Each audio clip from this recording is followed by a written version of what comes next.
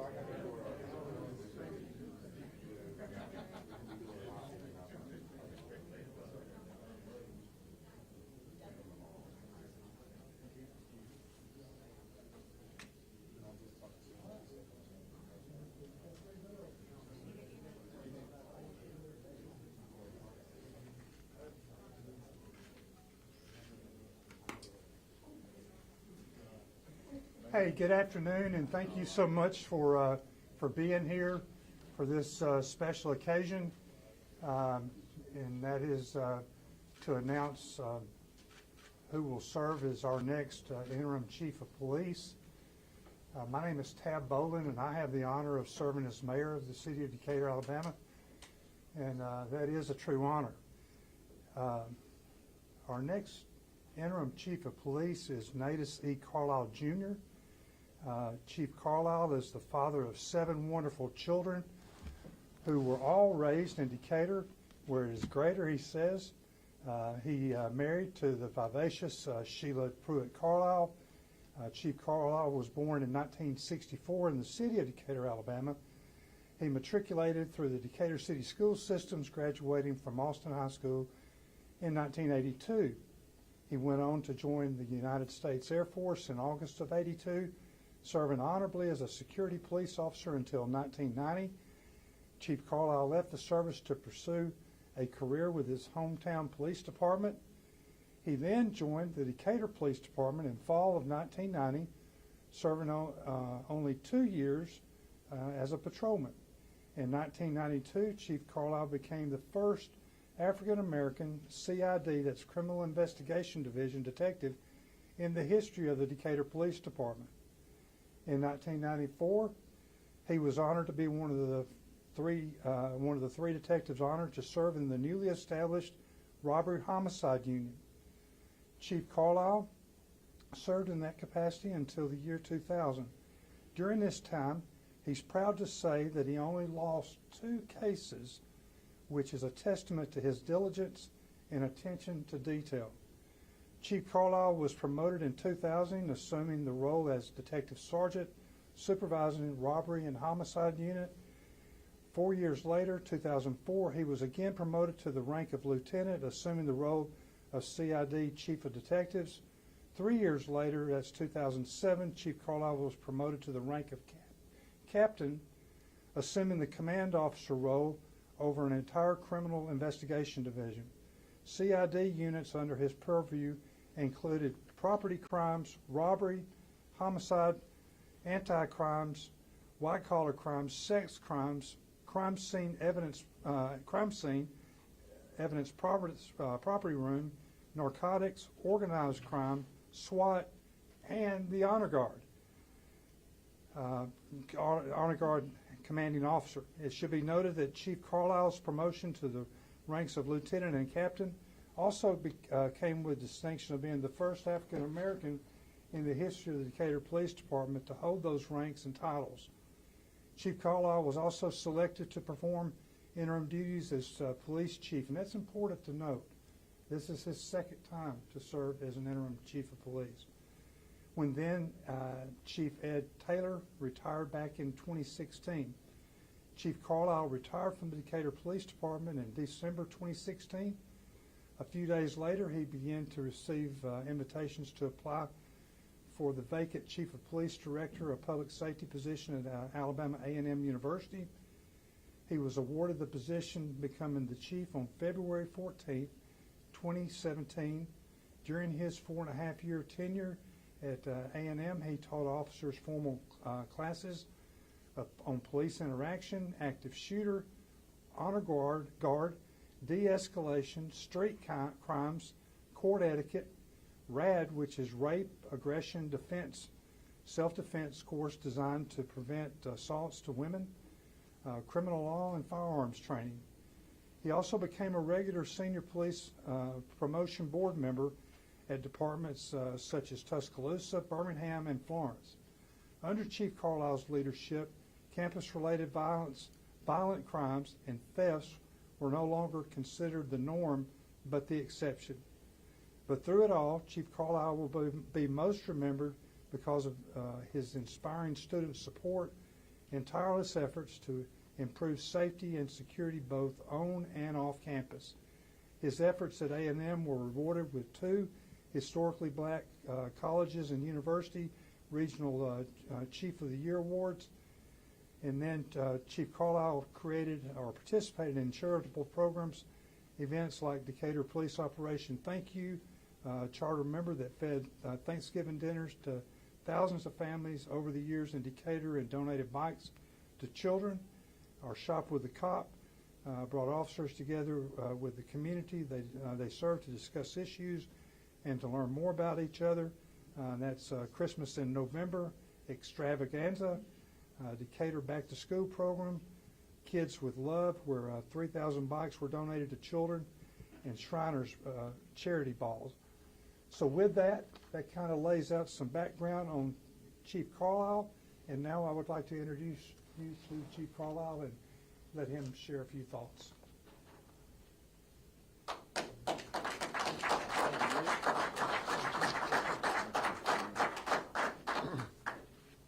Thank you all for the kind sentiments.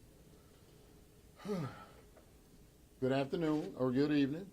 Really want to thank you all for being here today. It is indeed an honor to stand before you as the newly appointed Chief of Police for the great city of Decatur, Alabama. I am deeply grateful for the trust placed in me by our city leadership and most importantly by the community. I am privileged to serve. Law enforcement is more than just enforcing the law. It is about building trust, fostering relationships, and ensuring the safety and well-being of every individual in our city. My vision for this department is one of transparency, accountability, and collaboration. We will work hand in hand with our residents, community leaders, and local organizations to create a safer and more united community. To the dedicated men and women, my people of DPD, I want to express my appreciation for your hard work and sacrifice. I am committed to supporting you with the resources, training, and leadership needed to perform your duties with excellence, integrity, and compassion. And yes, I did say compassion. I said compassion because public safety is a shared responsibility. Our officers are destined to fail without the support of our community. But the support has to be warranted and the trust earned. Yes, I said earned. I cannot expect your trust by begging or making demands. The remedy is open dialogue, community engagement, and innovative solutions to address the challenges we face. Together, we will build upon our department's strengths, enhance public trust, and ensure that Decatur remains a safe and welcoming place for all. I look forward to working with you, each of you, and serving this great city with dedication. Remember, Decatur wears greater. Thank you.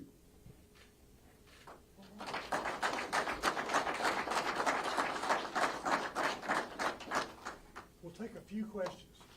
You've got interim in front of your title now. Is that something that you're looking to remove come the future? What I promise this city is that I'm going to do the very best job that I can. And in a few months, the end of the year, if the next administration wants me to stay, I'd like to stay. But if not, I'm good with that too. But I'm going to work my butt off for the people of this city. And we got some things we need to improve, we need to do, and I plan to do it. Well, until that time comes with the new administration, and what are your plans to help fix, the problems in the city? Well, that's a rather broad question. But what I plan to do is to foster relationships. I want to get out the office and go out and see people. I want to go out to the organizations. I want to go to church, charitable organizations. I want to see what they can do to help us help our people. And I want to provide them as well with a resource. A department that people can turn to when they have trouble. I heard a story today where we needed, I'm told, 6 car seats to help a family get to their destination, and we didn't have them. Now, nobody probably ever thought about needing that many at one time, and I understand that. But those are the kind of things that we need our partners to go. We need to have partners we can go to when we need things. If we go in a house, I don't care if it's a drug house, if we got kids on the floor,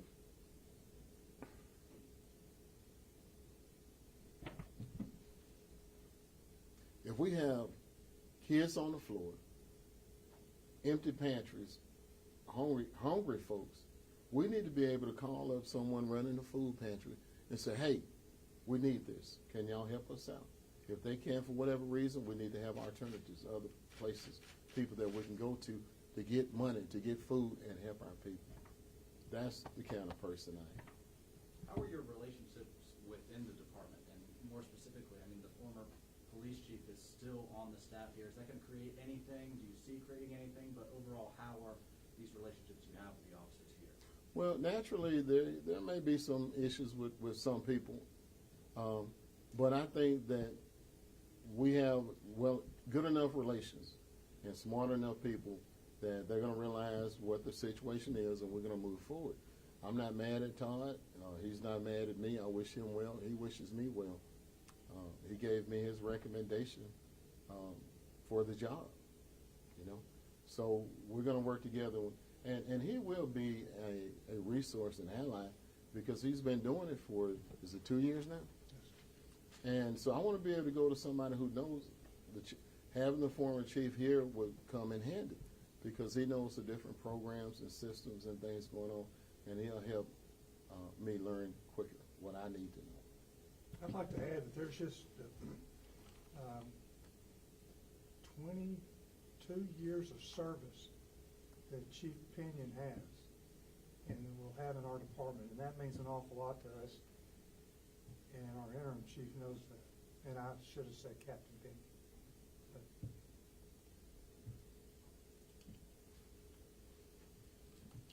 Mayor, how did you go about picking your making this place? I flipped a coin. I listened. I reached out and